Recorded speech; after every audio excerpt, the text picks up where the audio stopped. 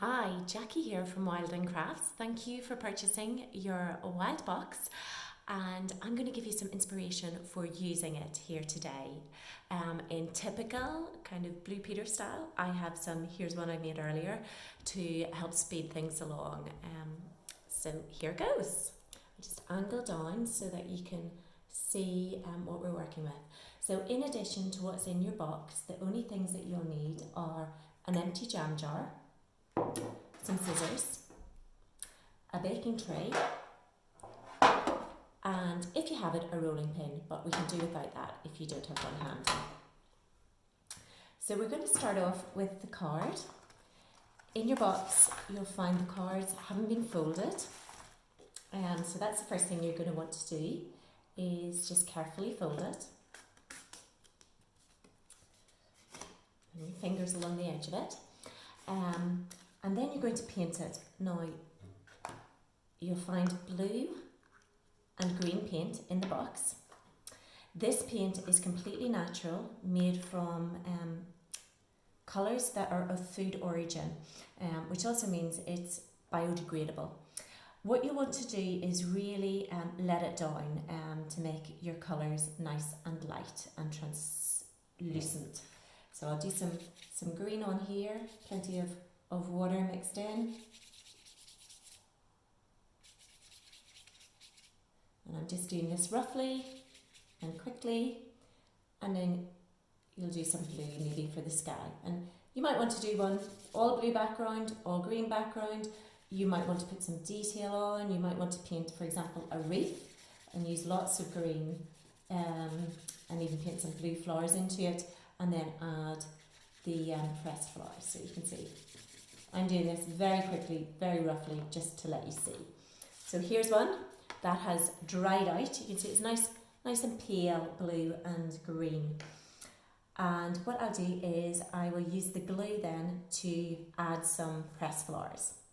So again, you might want to do just a little field scene. You might want to shape them into an animal, or you might want to create the first initial of your name or the name of the person you're giving your card to. Again, I'm going to do something very simple for time's sake. So just something like that. So we use the glue. Again, the glue is completely natural, plastic free, which is really rare because a lot of your PVA glues are actually basically a solution of plastic. So this is made from glucose and sugar. So it is incredibly sticky. It's like having honey on your hands and fingers if you get it on, but it washes off super easily and it sets nice and hard. So it's a great job, but a lot more environmentally friendly than PVA. There's a little outlier. I'll just pop that on there as if it's drifting mid-air. And there we go. That's a finished card. Now, I spent very little time on that. Here's a few other little ideas for inspiration. So that's a little S shape. It's maybe backwards on your screen. That's another little field one. We've added some details here for stems and birds in the background. And then this is more like a little wreath design. So again, just be creative with what you've got and have fun with it. And that's a lovely message to send to someone you haven't seen for a while. So the next thing we're going to move on to then is the salt dough discs. And so what we do, we've got our salt dough in the box.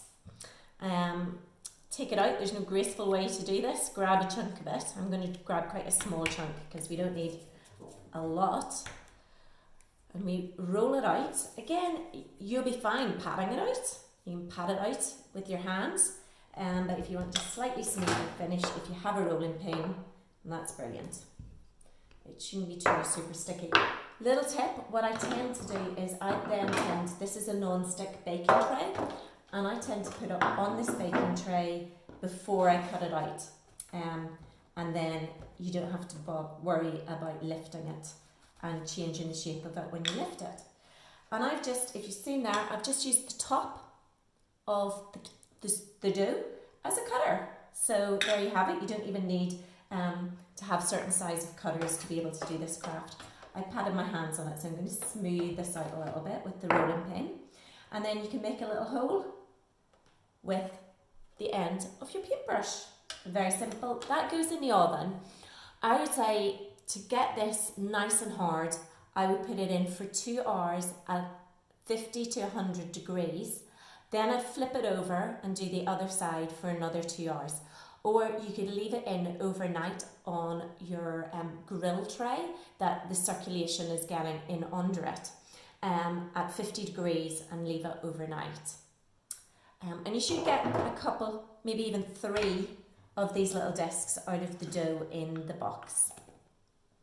So this is one I've prepared earlier, as you can see.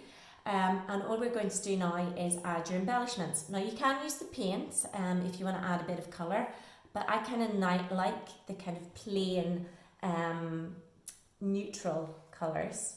But maybe we'll add a splash of colour with the flower.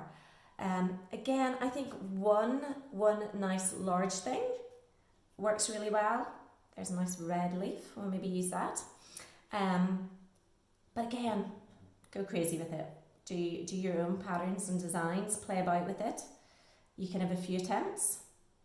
So there we go. And again, I'm just using our lovely glue to stick that on. Now what I would say is if you have any glue leakage around the edge, dab it off with a bit of tissue or with a sponge and try not to wet this because it'll be really absorbent and it'll make it soggy again. So to avoid that, don't leave any excess sticky glue on top of it. And just to finish off, just add a little bit of string, and there's plenty of string in the box. And again, here's a few that I made earlier. So that's the Salto discs done. And then the final craft in the box, which requires you to have a jam jar, is our lovely tea light holder. And again, I'm only part going to do this, and then you'll see the finished product. So all we do is directly onto the glass, we paint our natural glue. This glue is really super for this craft. It dries really hard and beautifully transparent. So it really transforms the tissue paper when it's added. So again, you can do random flowers all over it, or you can put them in a line around the middle. I'm just going to do random, whereas in the one that you saw earlier, it was quite symmetrical and around the middle. So this one's a bit more random. And you can use the end of your paintbrush just to help position your little flowers in place. I'm just stealing some glue from the buttercup.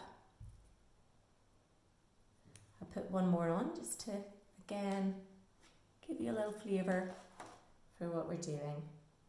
And what's great is that when you start to add the tissue paper, all these lovely colours start to appear through, so it gives a lovely effect. Put a bit more glue on for these leaves. I'm going to go around a corner. Oh, a bit extras slipped on there as well. And don't worry if they don't completely press down, because when you add the tissue paper, you'll secure them all further. So that one is not very secure there at all. I'll just try and make it a little bit firmer, but I know that when my tissue paper goes on, it'll help secure it. So the tissue paper, again, you'll find it in the box, it's part of the packaging. Just rip. That's it. You can go really small with your pieces if you want to kind of create almost like a mosaic effect, or quite large with your pieces. This is quite a large piece, as you will see. And then what I do is I tend to really put a lot of glue on the tissue paper. Now, typically, I would let this glue down at this point with a little water. So just making it really quite soggy here.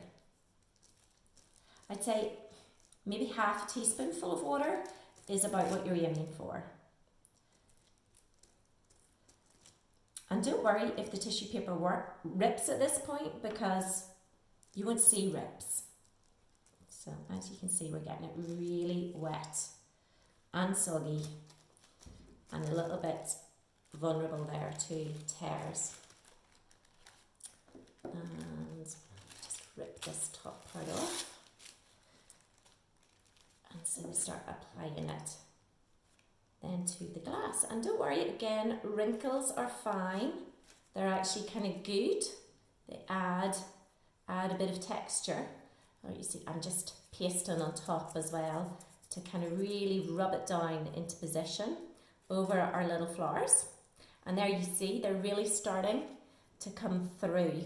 Let's see if I can get you a really good shot of that. And there you can see there's quite a lot of rough edges around the bottom. So again, you just put lots of runny glue on there and secure that all down.